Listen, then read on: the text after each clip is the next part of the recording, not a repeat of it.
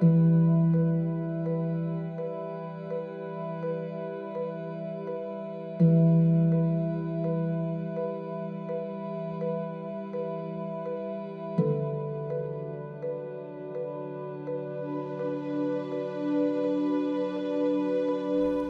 and gentlemen, thank you for joining me here as we journey into one of the most difficult issues in our time. Our challenge is to face the reality behind our shock and heartbreak, to understand the core of what is happening in our culture, and how to take a major step forward together in caring for each other.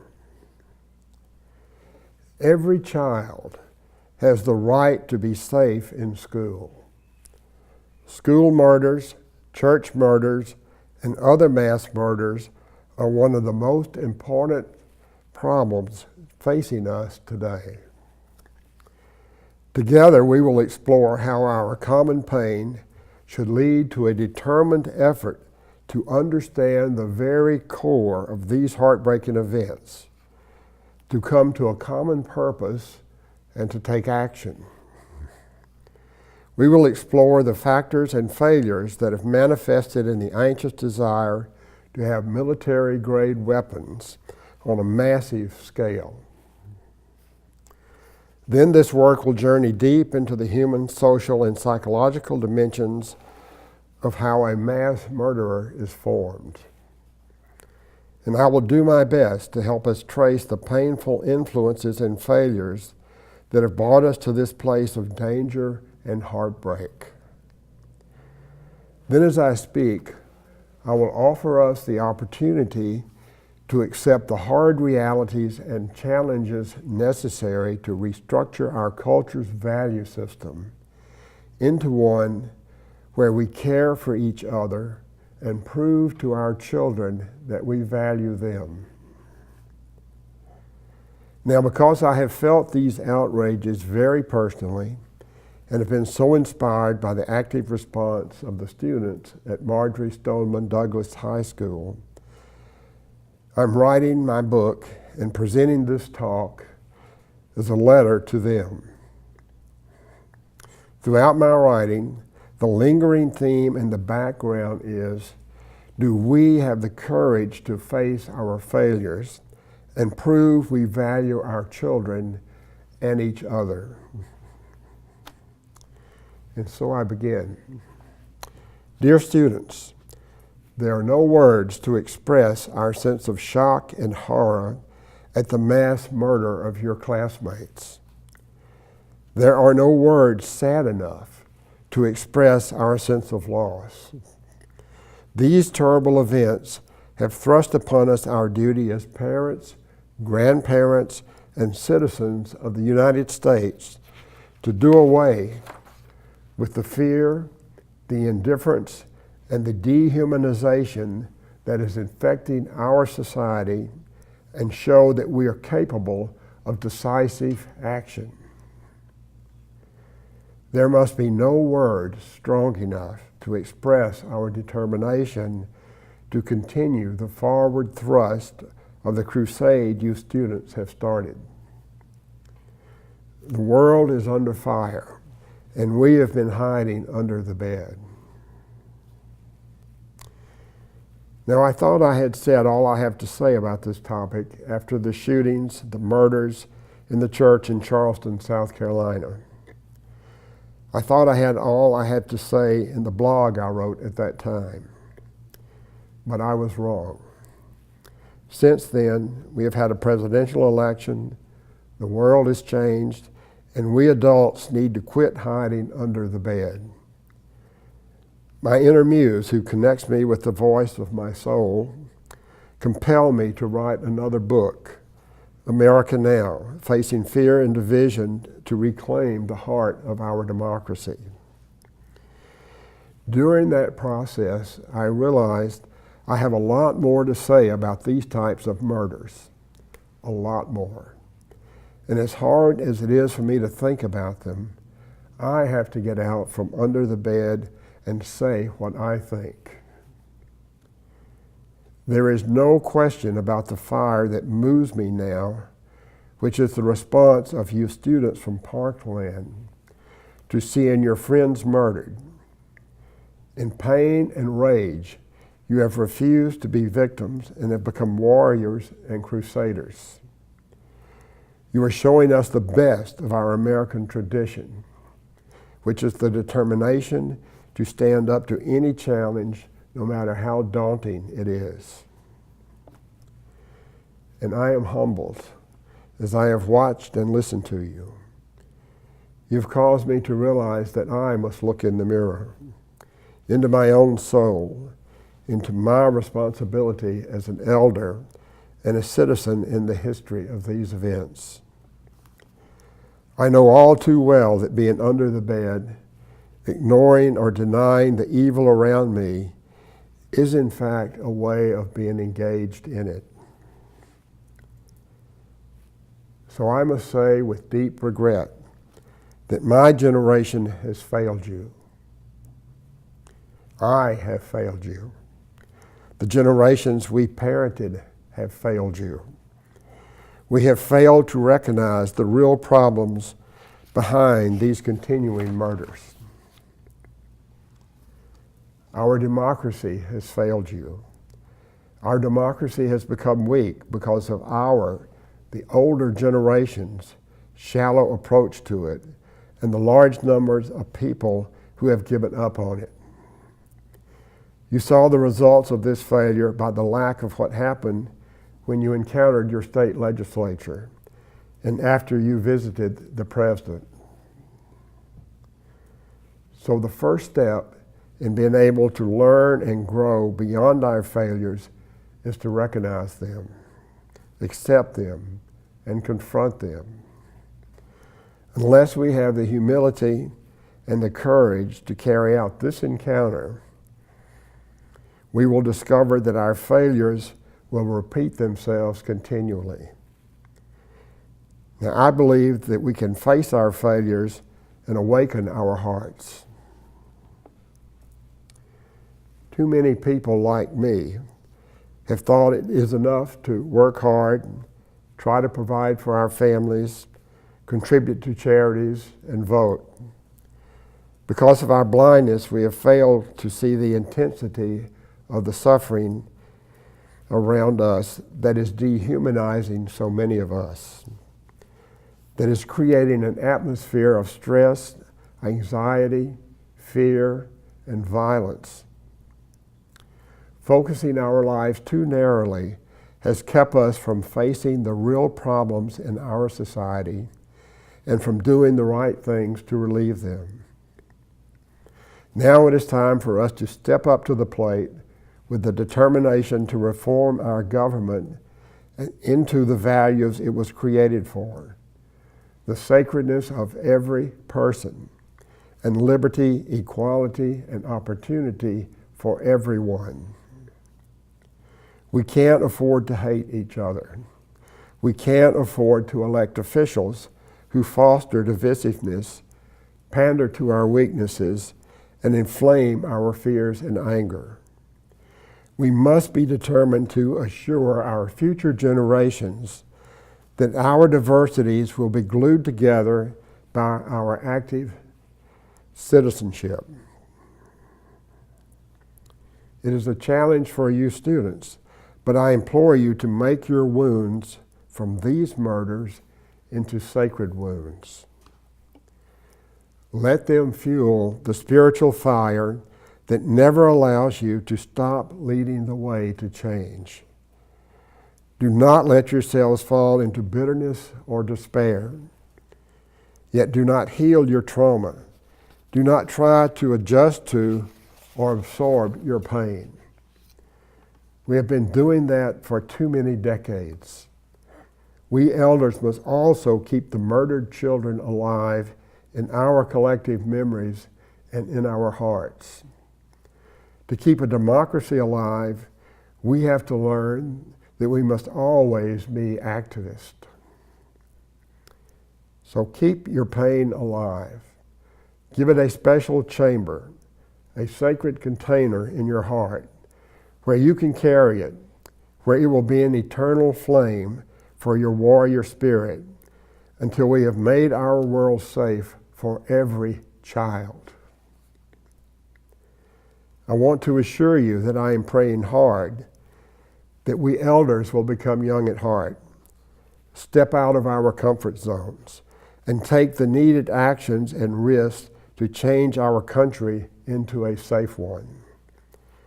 I pray that we will bring our social awareness and our consciousness out from under the bed, that we will make the commitments and welcome the challenges to make our country safe for our children and our grandchildren. For our own self-respect, we in the older generation must join you wholeheartedly. We must realize that if God doesn't judge us, history will, and our grandchildren are being called to judge us right now. Now we have one hell of a problem that we haven't confronted or even admitted we have. Most of us haven't even asked ourselves this most basic question. Why do so many people insist they need to have military-grade assault weapons to begin with? And why are they so terrified of losing them? Now let me be clear before I address this question. Both I and the students from Parkland want to treat responsible gun owners with respect. We must stop the name-calling, polarization, and self-righteousness on all sides. All of us need to do some soul searching, and we need the help of responsible gun owners. We all need to help stop these tragedies and begin a new chapter in our history. We aren't advocating taking away guns used for self-protection, sport shooting, or hunting. Nor do we mean guns that are handed down in families as they were in mine. Nor are we suggesting negating the Second Amendment or advocating sending stormtroopers into respectable homes. These scenarios are impossible as well as ludicrous under our laws. When we hear these kind of threats, we should understand that they actually are lies told by politicians, certain parts of the media, and special interest groups. These lies are meant to scare us into thinking that if we lose our guns, we will lose our liberty and our right to justice, leading us to be crushed by instant tyranny. These lies are meant to scare us into voting for particular candidates and supporting special interest groups. So to rephrase, the real question we need to ask is, why do so many of us want to own weapons designed to kill human beings? Weapons designed for mass murder. What is it that makes us terrified of losing these weapons? Is it about the fear that I don't matter? Well, in order to set the stage for answering this question, I want to share two stories with you from my clinical background as a Jungian psychoanalyst. The first one was told to me by Michael, who was a middle-aged physician. He felt stuck, frustrated, and hopeless in his job. 4 years ago, Michael had moved with his family to a lovely small mountain town close to where I live in Asheville, North Carolina, to get away from congested city life.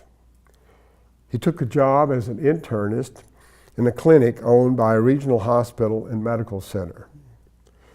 This group had been buying up practices and clinics throughout the area. Michael's wife had made friends and loves the area. His children were doing well in the local high school. Michael, however, has been on antidepressants for the last 2 years and was beginning to hate his job. During lunch one day, he confided in Fred, a fellow physician in the practice, about how trapped he was feeling. As they talked, Michael said he had become a physician in order to be a healer, a people person.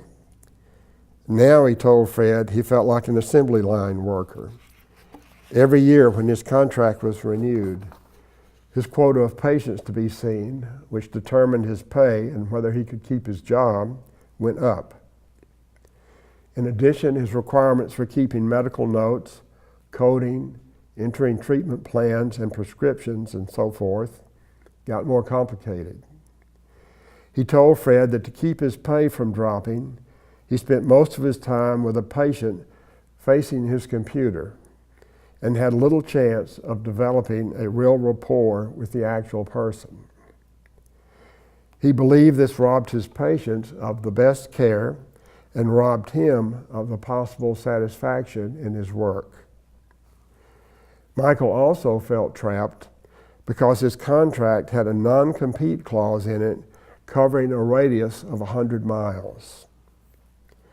This clause meant that if he left his job, he would have to jerk his family out of the community and school in order to move somewhere else. Fred responded that he felt exactly the same way and invited Michael out to his place in the country Saturday afternoon to talk about their dilemma.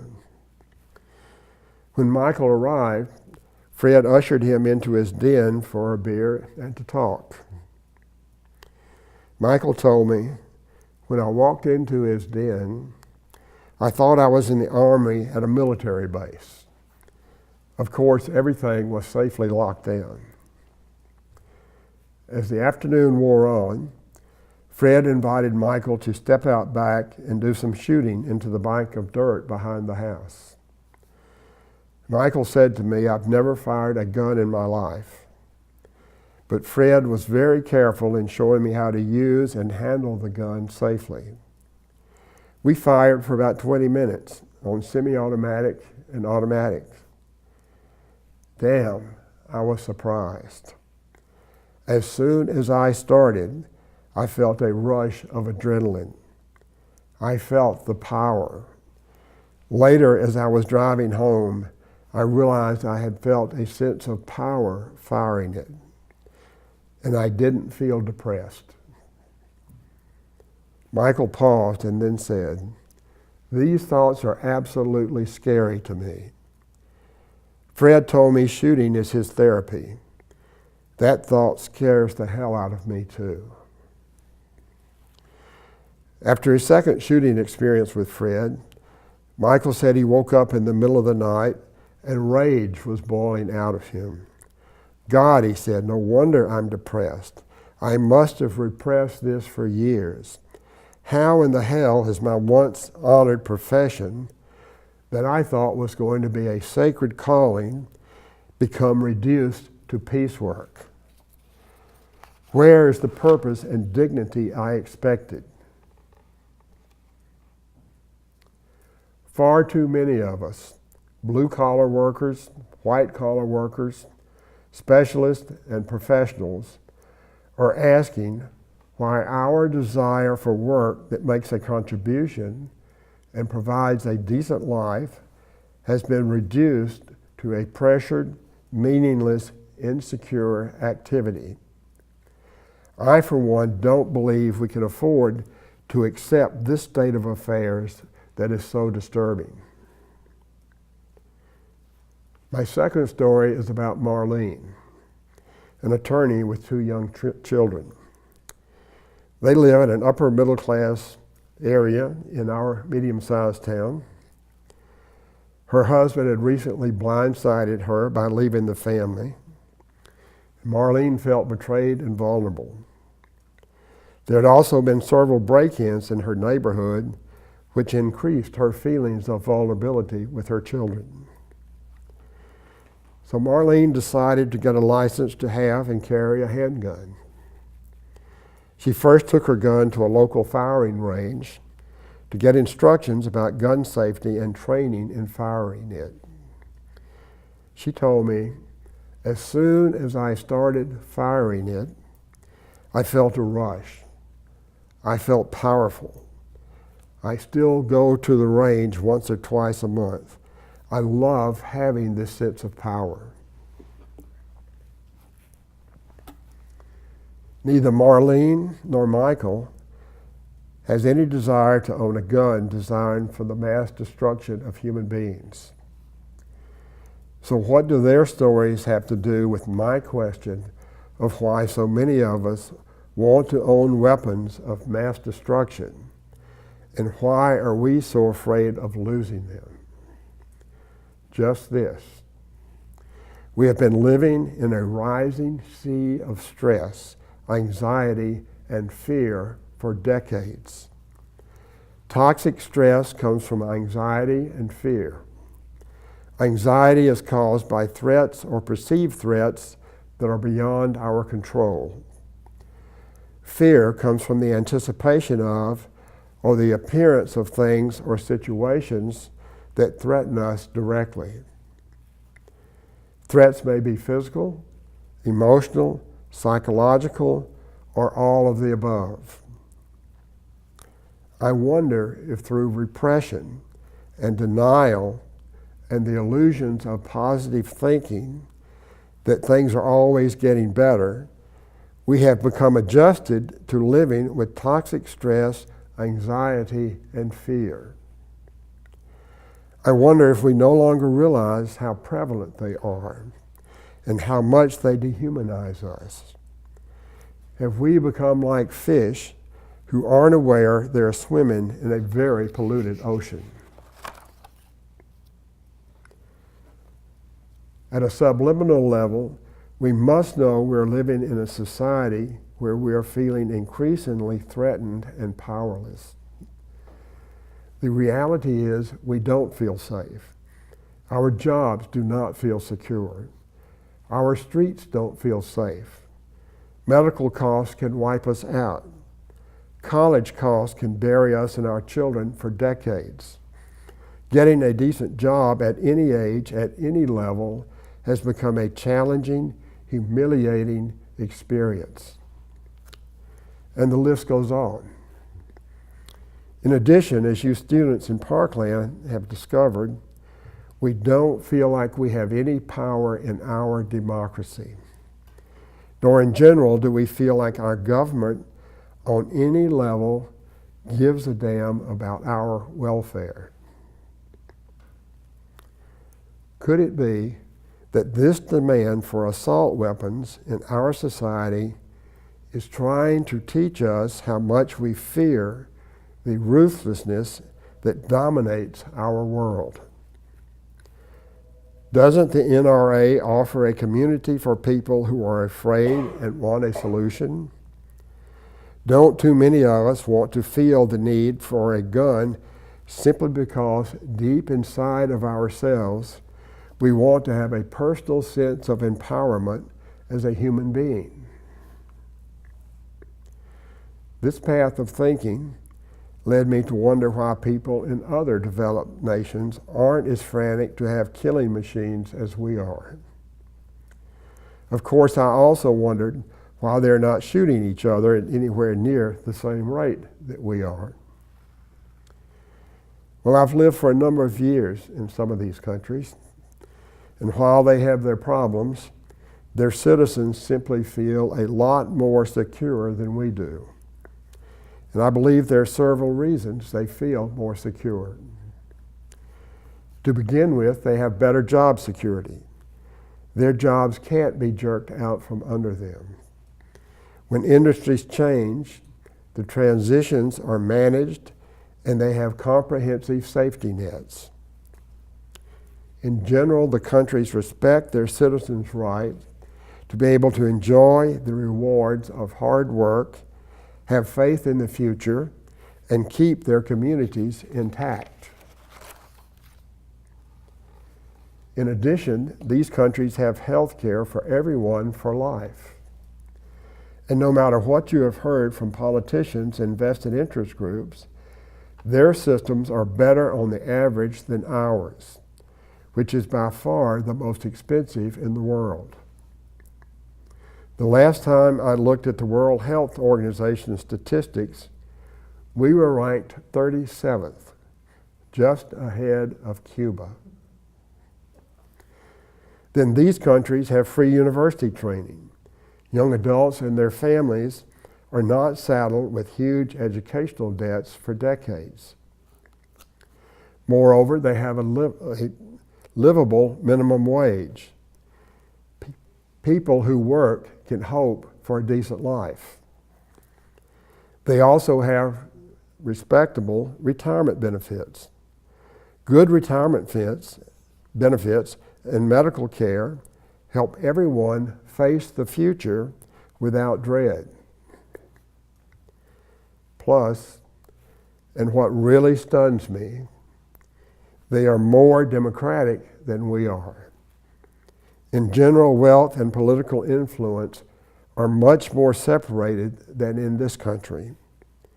Campaigns are short and stop a few days before elections to give citizens time to think and make their decisions. I would also like to point out that these developed nations are not, in fact, socialist. They all have free market, capitalist economic systems.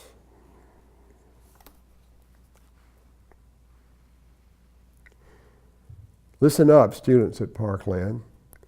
You are on the right track. Get out the vote. Change needs to be deeper than we let ourselves think. I am staggered when I look at other developed countries and how they support their citizens. I believe we have been sold a pack of very destructive lies that such support would impose gigantic tax burdens and hinder individual freedoms. We don't consider how much money these benefits would save in other social costs, such as law enforcement, prisons, medical costs, and reducing the high cost of addiction, depression, and anxiety, which are epidemic in our society. Nor do we consider how these benefits would save our corporations and businesses money, making more small businesses possible, and making our large ones more competitive in the world market. But here's the biggest thing we ignore: what all of our anxieties and fears add up to. I believe so many of us want our guns in the hope they can give us power over the fears, often the desperate fears, and even the desolation that we're hiding in our hearts, afraid to admit to ourselves. Too many of us are afraid of losing our jobs, of being diminished in them, of losing our community and our place in it, of feeling humiliated and helpless, or actually disgraced, of losing our savings, of becoming impoverished, of losing hopes and dreams, or being robbed of the capacity to have them, of being victims of crime, and most of all, of being dehumanized and stripped of personal worth and power in the general pool of our society. You students from Parkland, and I hope many are joining you, must keep demanding for this to become a turning point in our history. This is a time we must seek to understand the sources of our fears and our polarizations, and the ways we are dehumanizing each other. We must examine how we have created a culture that is diminishing and alienating so many of us, especially our young people.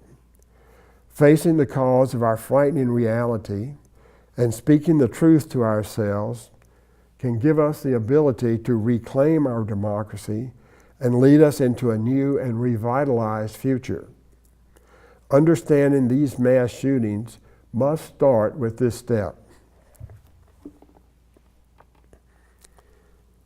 So the second question we need to ask ourselves is, why do some of us end up becoming mass murderers?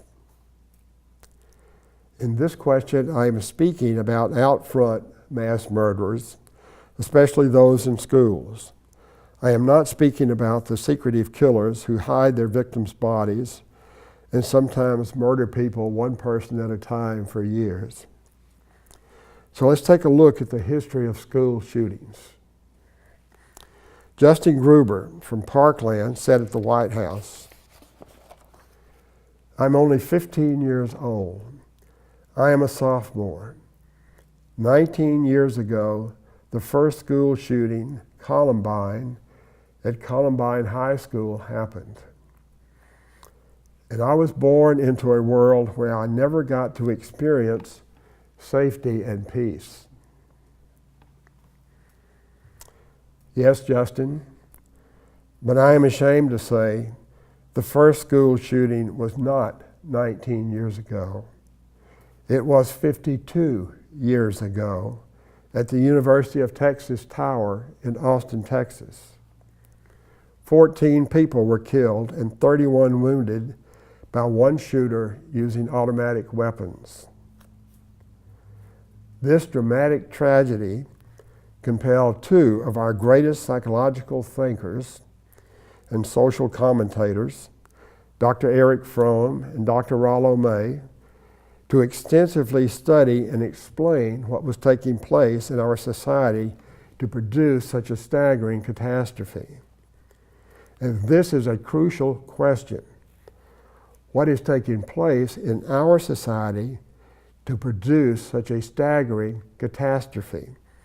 Not what is taking place in this person. Both men, as experienced psychoanalysts, knew these types of events are not the result of some kind of simple mental breakdown. In their great books, The Anatomy of Human Destructiveness and Power and Innocence, A Search for the Source of Violence, these two great thinkers came up with the answers. Unfortunately, we have been hiding under the bed. We have been too busy, too blind, too far into self-interest, and simply put, too weak to face the answers we need to face. Because of our failure, we have remained victims. Thank you, students in Parkland, for becoming warriors for the soul of our culture. Don't ever stop. And I will repeat, I am urging everyone in my generation and the ones we raised to come out from under the bed and join you. Dr. Fromm and Dr. May both came to the clear conclusion that if we are dehumanized to the point of feeling totally alienated from ourselves, our emotions, our potential, and our ability to belong to and function in our social tribe, we become destructively evil. Alienation, the extreme, isolated, and hopeless state of dehumanization, of feeling invisible even to oneself, causes a profound inner rage. It can result in the urge or the compulsion to destroy life, social structures, and even oneself. Alienated individuals can become trolls on the internet, and if they're cut off far enough from themselves and society, they can become murderers and serial rapists. Dr. Fromm called these life-destroying actions malignant aggression. When alienated people come together, they become militia groups, gangs, cults, and terrorists. Alienated citizens can also vote against their own self-interest out of rage and despair. Nicholas Cruz in Parkland, like most of these murderers, wanted to wreak destruction and gain huge publicity by destroying in order to symbolically scream, "I exist, and this is my revenge for being denied that." Like other shooters, he finds his identity in resentment, rage, and his ability to destroy life. Now, the first step in solving any problem is to recognize it. This means we must have the courage. Let me repeat that. The courage to face the true source of these murders and penetrate into the heart of darkness behind them. Then we must act. We must be willing to be strongly aggressive and determined in the service of life. This leads me to my third question. Can we afford not to care for each other? One tearful parent cried out after the shootings at Parkland that those murdered students are children of God. At this point, I need to take time out and scream myself.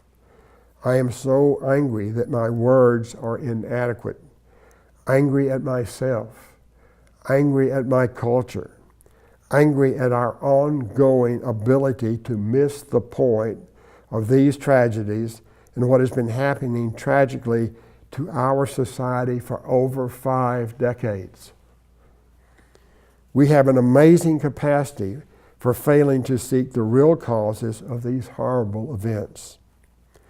Instead, we try to focus on managing the symptoms.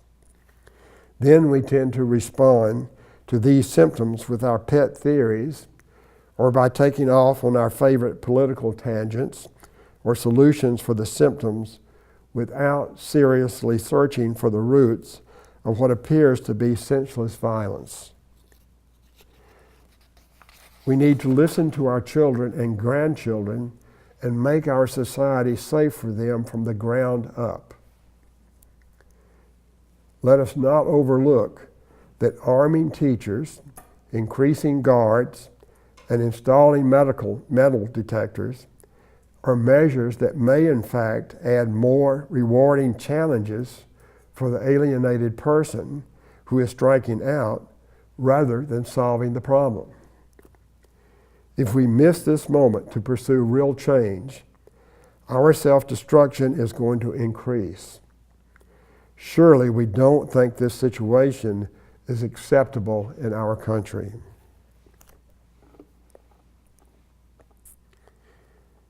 And we have another serious problem. We are afraid of facing real life. It is incredible how deaf, dumb, and blind we are to non-physical pain. If you break a leg, have cancer, the flu, or some other disease, people sympathize and want to help you. They show you respect.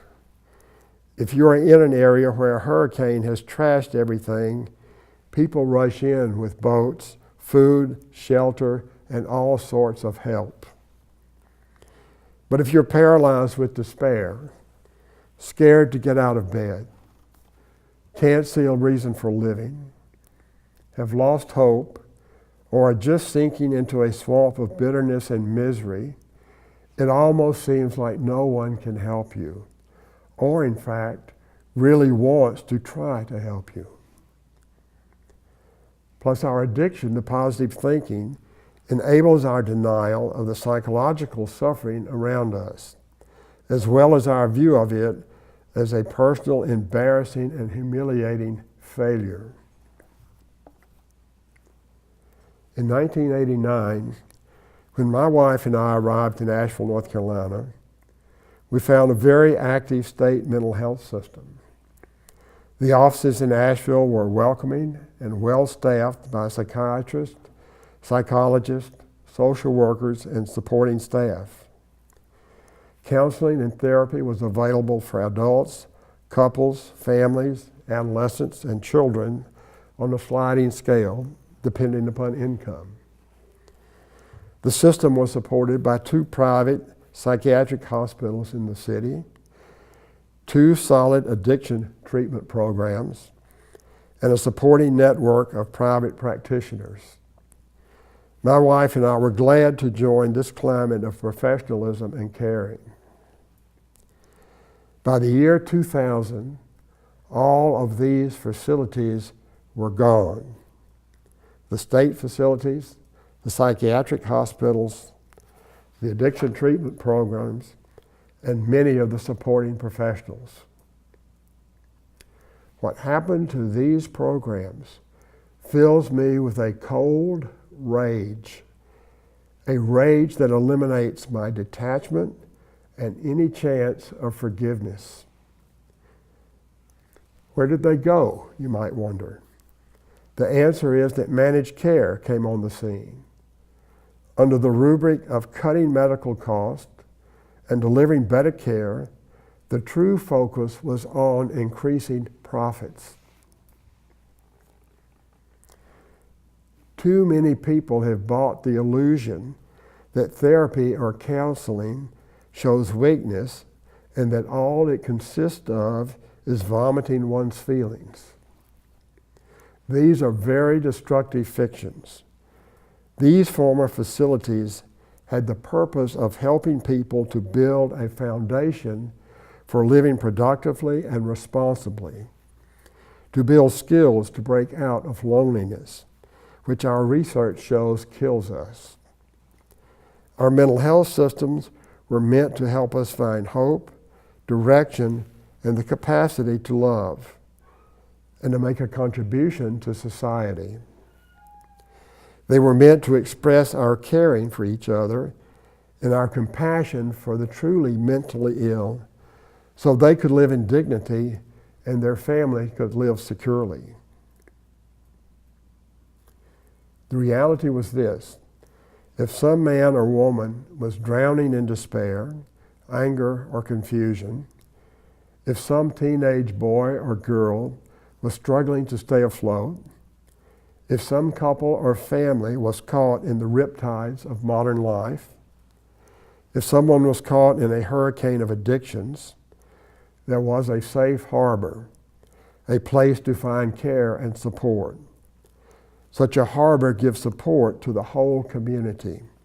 It gives parents, teachers, ministers, and even the police a feeling of security that facilitates empathy, caring for each other, and civility. It does so because we know our backs are covered if we pay attention, listen to each other, and get involved. In a recent book, Insane: America's Criminal Treatment of Mental Illness, the author Elisa Roth points out that more than half the prisoners incarcerated in America suffer from some kind of mental illness. One study reports that 75% of all women in jail are mentally ill. For God's sake, this is not rocket science. We have a clear need for community mental health systems, hospitals, therapeutic communities, and recovery campus settings. We need to look in the mirror and ask ourselves, are we becoming so blind as to what's happening to some of our fellow citizens as the Germans were in the 1930s? We are treating each other in incredibly cruel ways. Surely we can't think this is acceptable in our country, the richest country in the world. Take it from me, I know. I am a mental health expert. I have been in practice for over 40 years. The fact that some of these shooters have seen several counselors or therapists does not mean that we have a mental health system or that these people couldn't have been helped. I did an internship on an inpatient adolescent unit in a state mental hospital in 1974. That unit did a good job of combining healing therapy with structured learning theory to help adolescents find themselves and the skills they needed for living responsibly. That institution, which was also a teaching hospital for Emory University, is now gone, and nothing has replaced it. that is, except for a new and bigger jail. In my heart, I know that the children who were murdered are children of God. The students who were traumatized are children of God. And in my heart, I know that the shooter in Parkland, Nicholas Cruz, is also a child of God. We have failed them all. In the dark early hours after midnight, when I am lying awake, I have to ask myself, how can we spend over $68 billion on an endless war and can't support the needs of the hearts breaking all around us? We can do better than this. And once we have the courage to open our eyes, we are morally bound to.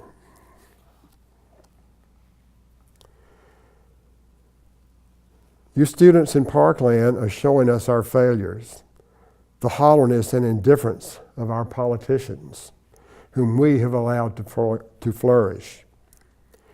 You are showing us, the adults, that we need to change our values, and our politicians are proving another basic fact to us, that there will be no meaningful gun controls, none of the benefits that I've mentioned to give us safety, no real efforts to reduce our fear of each other and join us together in a national community, until we separate wealth and large corporate influences from our politics.